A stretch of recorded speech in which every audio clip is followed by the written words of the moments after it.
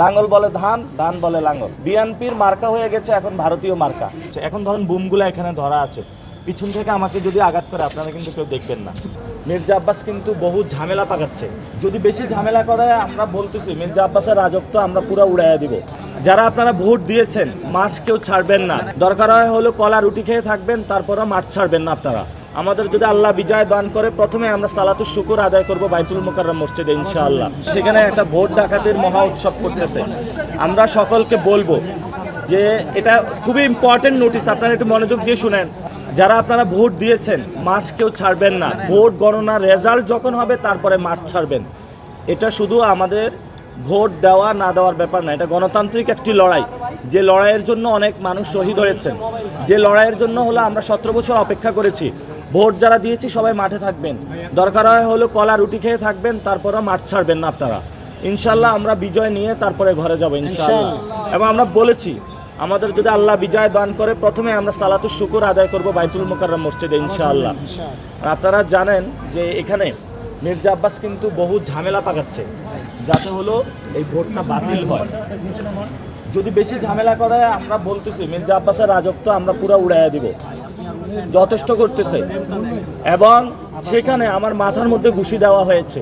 Presiding officer যিনি, উনি বিএনপির পক্ষে কাজ করছেন রেলওয়ে কলোনি হাই স্কুলের, বাংলাদেশ ব্যাংকের উপপরিদর্শক মোহাম্মদ রাসেল মিয়া। এবং যারা ভোট দিয়েছেন তারাও সেখানে ভোট দেওয়ার পরে ধানের পক্ষে কাজ করতেছেন, এজেন্ট যারা তারাও কাজ করতেছেন।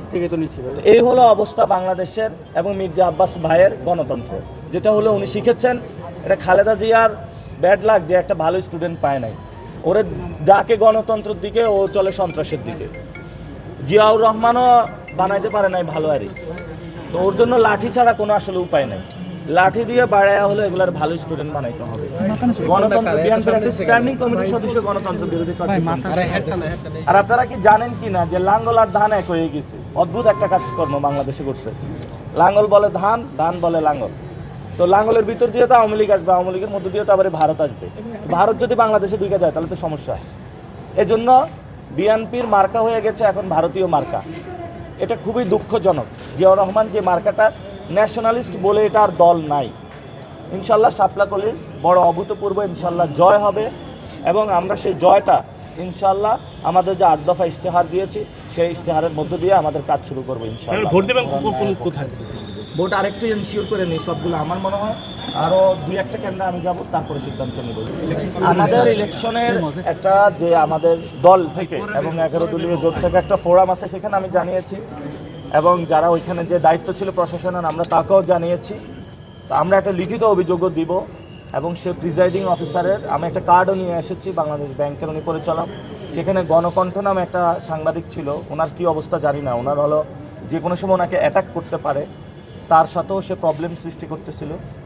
তো যেটা দেখে মনে হয়েছে যে ওইখানে প্রিজাইডিং অফিসার না, মনে হচ্ছে উনি মির্জা আব্বাসের ছোটোবেলার বন্ধু। এই হলো আমরা পরিস্থিতি। আপনার এখান থেকে ডিম মারা হয়েছিল? হ্যাঁ, আমাকে এই কলেজে ডিম মারা হয়েছিল এবং আমি আগের দিনই নোটিশ দিয়ে দিয়েছিলাম যে আমি কলেজে যাচ্ছি। ইনভাইটেশন ছিল আমার, ইনভাইটেশন পরে মির্জা আব্বাসের ইনভাইটেশন ছিল। পরে দেখছে যে পরিস্থিতি, পরে উনি আর আসে না। এর আগে কিন্তু উনি বিকারুন্নেসা কলেজে গিয়েছিল, এর আগে সিদ্ধেশ্বরীতে গিয়েছিল এবং এক জায়গায় ওনাকে শাপলাকলি দেখায় দিয়েছে সবাই। এই হলো পরিস্থিতি। তো এটা আমার ইনভাইটেশন ছিল এবং আমাকে শুধু এখানে ডিম মারে নেয়, নিচ দিয়ে কিন্তু আঘাত করেছে। এখন ধরুন বুমগুলো এখানে ধরা আছে, পিছন থেকে আমাকে যদি আঘাত করে আপনারা কিন্তু কেউ দেখবেন না। ওই জন্য আমাদের নিচে মারা হয়েছে, ঘুষি দেওয়া হয়েছে। তো আমরা ওই দিন কনফ্রন্টেশনে যাইনি, যাইলে একজনও এখান থেকে যাইতে পারতো না। আজকে দিয়ে আমাদেরকে মারছে, সে উত্তম মাধ্যম খেয়েছে। আমরা এখন প্রতিরোধ শুরু করবো। অনেক ধৈর্য ধারণ করা হয়েছে, আর ধৈর্য ধারণ হবে না। শাহজাহানপুরে ওই যে পাড়ার মাস্তান হলো কিছু না পারলেও একটু চেষ্টা করে আর উকি দেওয়ার। শাহজাহানপুরে তো পাড়ার মাস্তানি করে, শাহজাহানপুরবাসী ভোট দিয়ে দশায় দিবে পাড়ার মাস্তানি।